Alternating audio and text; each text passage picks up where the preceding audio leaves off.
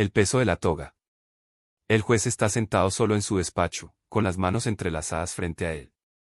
Sobre el escritorio hay pilas de documentos perfectamente alineados, un martillo judicial de madera oscura, y una hoja en blanco donde se escribirá la sentencia. Su voz es firme, pero cargada de una tensión apenas contenida, como si estuviera tratando de convencer a alguien invisible. ¿Es esto lo que significa ser juez? Ser el guardián de la letra de la ley, aunque esa letra queme en las manos como un hierro al rojo vivo. Aquí estoy, otra vez, en el umbral entre lo que es legal y lo que es justo. Y debo decir.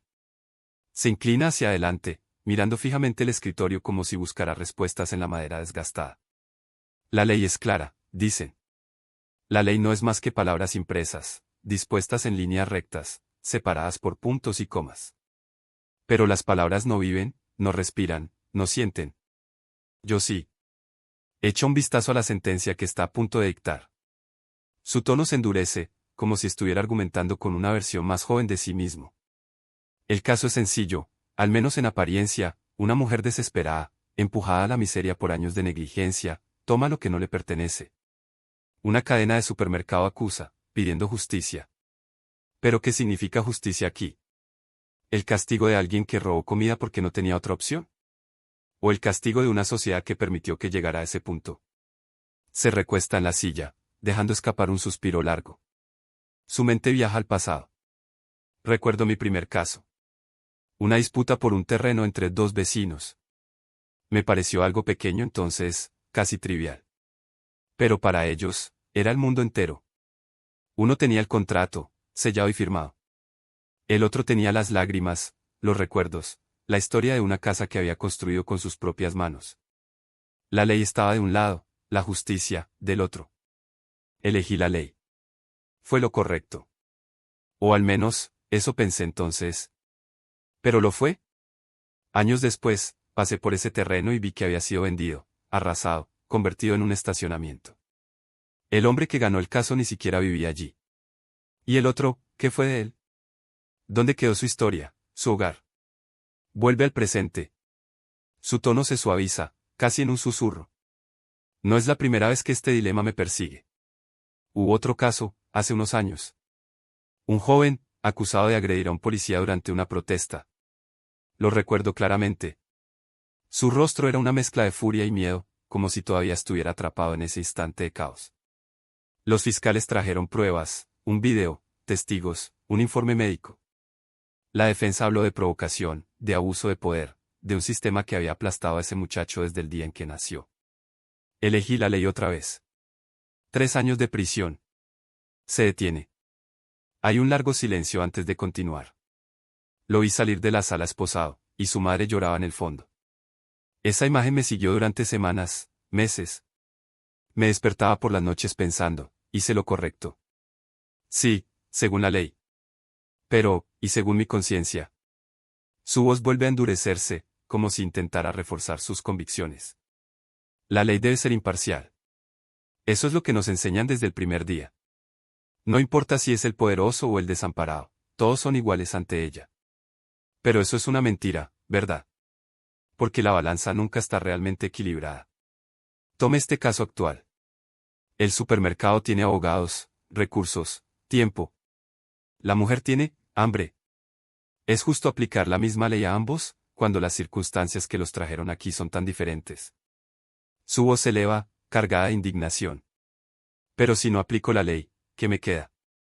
Un sistema gobernado por la emoción, por la simpatía. ¿Y quién decide entonces? ¿Yo? Mi moral, que es tan subjetiva como la de cualquiera. Se levanta, comienza a caminar lentamente por el despacho.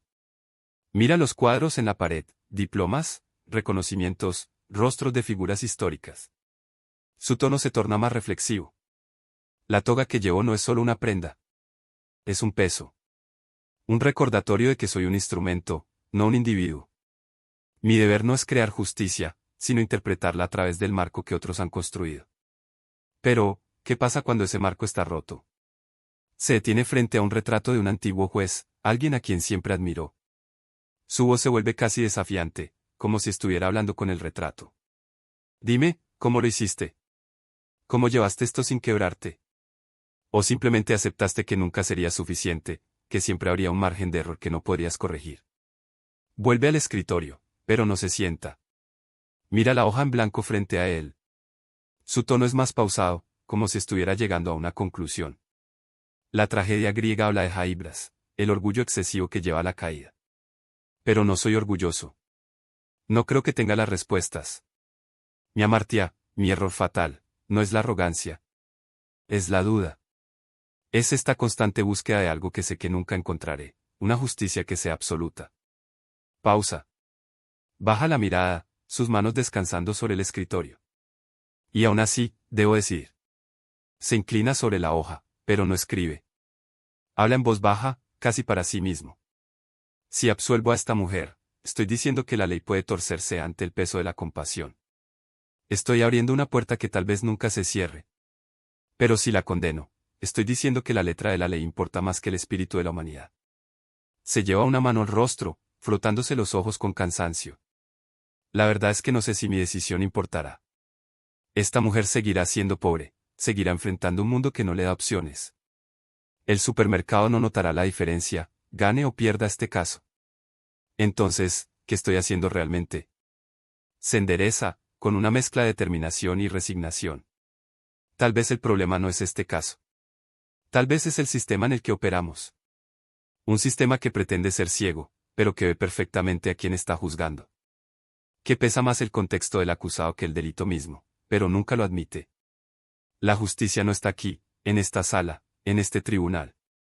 La justicia está en las calles, en las decisiones que tomamos como sociedad antes de que alguien como yo tenga que intervenir. Toma el martillo judicial, lo observa como si fuera un objeto extraño. Habla en un susurro. Pero yo no puedo cambiar eso.